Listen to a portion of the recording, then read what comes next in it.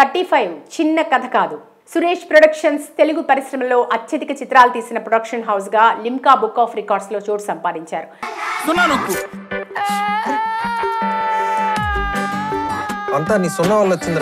మొదటి నుండి నిర్మాత రామానాయుడు గారి కథల సెలెక్షన్, నిర్మాణ విలువలు అద్భుతంగా ఉంటాయి. వారి ప్రొడక్షన్స్ నుండి ఏ సినిమా విడుదలైనా ఆ సినిమా పక్కా హిట్ అవ్వాల్సిందే. కథల పట్ల అంత కరెక్ట్ జడ్జిమెంట్ వీరికి ఉంటుంది. ఆయన బాటలోనే తండ్రితో పాటు సురేష్ బాబు కూడా కథాబలంతో చిత్రాలు చాలా కాలం నుండి చేసుకుంటూ వస్తున్నారు. ఆ తర్వాత ఆయన వారసులు హీరో రానా కూడా నిర్మాతగా వ్యవహరిస్తూ గతంలో కంచరపాలెం సినిమా తీసి హిట్ కొట్టాడు. ఈ క్రమంలో తాజాగా 35 ఇది చిన్న కథ కాదు అనే సినిమాతో మళ్లీ వెండి తెరపై మళ్లీ కథాబలం ఉన్న కథతో వచ్చి ఫ్యామిలీ ఆడియన్స్ ని మెప్పించారు.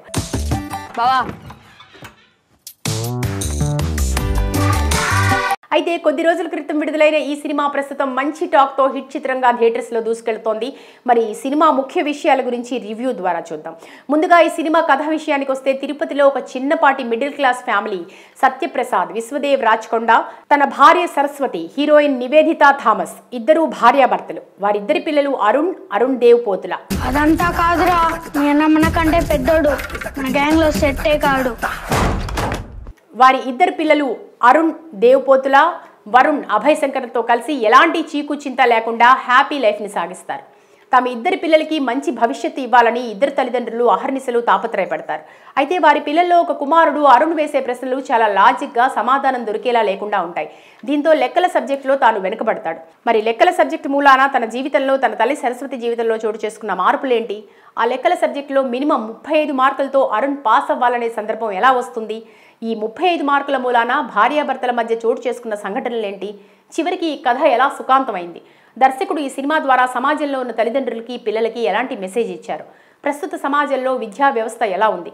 ఇలాంటి అనేక రకాల విషయాలు తెలియాలి అంటే ఈ చిత్రాన్ని వెండితెరపై చూడాల్సిందే.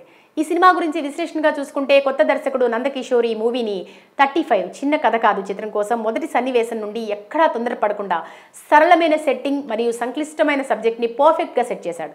చిత్రంలో ముఖ్యంగా విద్యా వ్యవస్థ మరియు బోధనా పద్ధతుల గురించి బాగా చెప్పే ప్రయత్నం చేశారు. తల్లిదండ్రులు, టీచర్లు, పిల్లలు వారి ఆసక్తికరమైన ప్రశ్నలను అసంబద్ధమైన రీతిలో కొట్టిపారేయడం కంటే విషయాలను అర్థం చేసుకోవడంలో వారికి సహాయపడే విధంగా స్పష్టమైన భావాలను అర్థవంతంగా తెలియజేయాలనే ప్రాముఖ్యతను తెలియజేశాడు. అందరికీ ఎదురయ్యే మజిలీ సున్నా, ఆ సున్నాని మనం దాటాలి, గెలిచి తీరాలి. వీటితో పాటు కథకు తగ్గట్టుగా ఇంపైన భావోద్వేగాలు, మంచి కామెడీ సీన్స్, నటీనటుల నుంచి ఏ మోస్తరు నటన రాబట్టాలో అన్నిటిలో తన దర్శకత్వ పనితనంతో మెప్పించారు దర్శకులు. ఇక చిత్రంలో ముఖ్య పాత్రధారుగా నివేదిత థామస్ నటన మెయిన్ హైలైట్.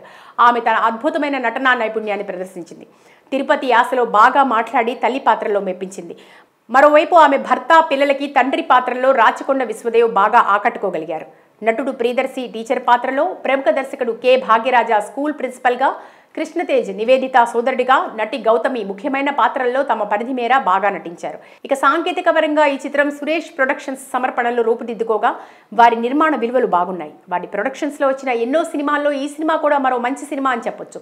ఇక వివేక్ సాగర్ తన మార్క్ మ్యూజిక్ని అందించి మైమర్పించాడు. పాటలు, నేపథ్య గీతం రెండిట్లో కూడా తన మార్క్ ట్యూన్స్తో సినిమాకి అదనపు బలమయ్యాడు.